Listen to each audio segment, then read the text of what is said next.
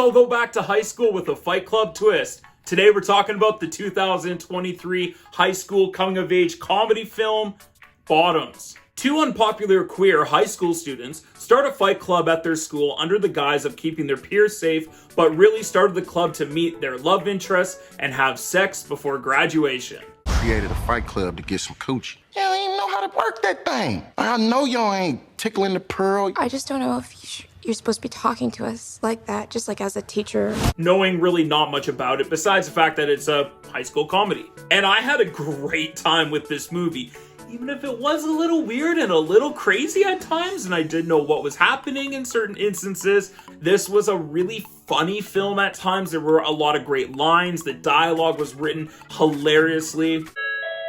Could the ugly, untalented gaze please report to the principal's office? Guess that's you guys. It was actually written and directed by Emma Seligman and actually co-written by Rachel Sennott, who's also one of the co-leads in the film, along with Ayo Adedberry. And the two of them have this great on-screen friendship chemistry that's hilarious and quirky and strange and off-putting, but in the best way possible. And I'm gonna say that a lot in this video. Like, it's bizarre in the best way possible. It's really wacky and strange, but in the best way possible. While it is a movie that is set in high school and it is a comedy and a coming-of-age film, it's also a little bit of a satire, and it's kind of set in its own world. And I think at times, as much as I love that and I love the creativity and the originality of it, it was a bit confusing. I feel like I'm taking crazy pills! For instance, no student has a cell phone in this movie. Like, it's kind of really bizarre, off-putting to see teenagers or perceived as teenagers in a high school setting, and none of them have like a smartphone, and where they never talk about texting or anything like that. Even the phone that they do eventually use in the movie is a flip phone, but then they dress like the movie set in the 1980s, yet it's modern times. They make references to modern things, but it feels like it's set in the 80s. So I was wondering, why did they not just set this movie in the 80s? Well, what's up? So they really created their own world and their sort of own unique environment and timeline with this high school movie. And as bizarre and as kind of mess up and strange as that is, I also really dug it. The acting was great. There were some hilarious performances. The supporting cast in this film is awesome. Mr. G, the teacher, was hilarious in this and just had so many great comedic timing and awesome line delivery. Character was supposed to be there because they need a teacher sponsor to start this fight club at this high school, which of course would never happen in real life. But that's sort of the tone of this movie, is that you're not supposed to take it literally. This is a little bit of an abstract comedy that way. And if that's not your cuppa, I can see how this movie might frustrate you, or you might not enjoy this film. But if you're able just to sit back, relax, and just kind of jump into this world, into this strange, wacky high school world that kind of doesn't follow our regular world laws, and just enjoy it for what it is, you'll have a great time.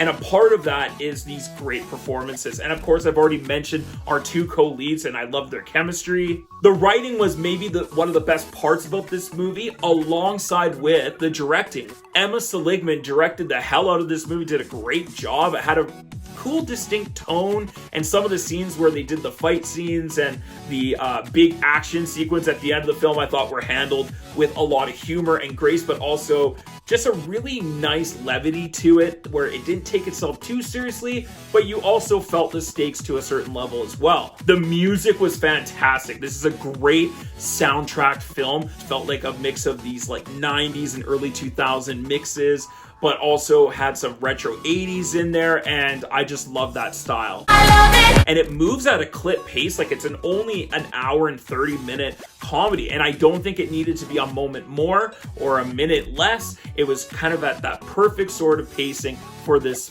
story. It was a strange mix of movies. It felt like a mix of Mean Girls and Clueless, with some super bad and Booksmart humor, while still somehow infusing Fight Club into their movie. And it's a really bizarre tone but in the best way possible. It works. Movies that become cult classics over time, where maybe they're not appreciated or respected or loved or reviewed quite as well as they are, 10, 20 years down the road. And I feel like this is a movie that's almost like an instant cult classic. I can see it, it's in the same hoops as like Clueless or Wet Hot American Summer. This is one of those movies that will stand that test of time, and people that are maybe a little bit younger than how I am, they will appreciate this movie a bit more, and like it'll be like their high school movie. I didn't quite have that experience, obviously, but I feel like it can be one of those films. I really only have two gripes with this film. One of them is that the tone shifts a lot in this movie. As much as I love that, and I mentioned that earlier in the review, there were times where it was a bit confusing. I wasn't quite sure where they were going with the movie, what the tone and what the overall message with this film was gonna be. And then the other thing is that as much as I did enjoy this movie and I had a great time and I laughed my ass off and had the awesome energy that it does, I didn't quite love the movie. What are you talking about? I just wanted to love the movie more than I actually did. There was a part of me at the end of it, I wanted to go and walk out and say, yes, this is going to be in my top 10 films of the year. And I don't know if I can quite get it there. So as much as I did enjoy this film, I don't think I can quite say I loved it. Slime, muck, foe!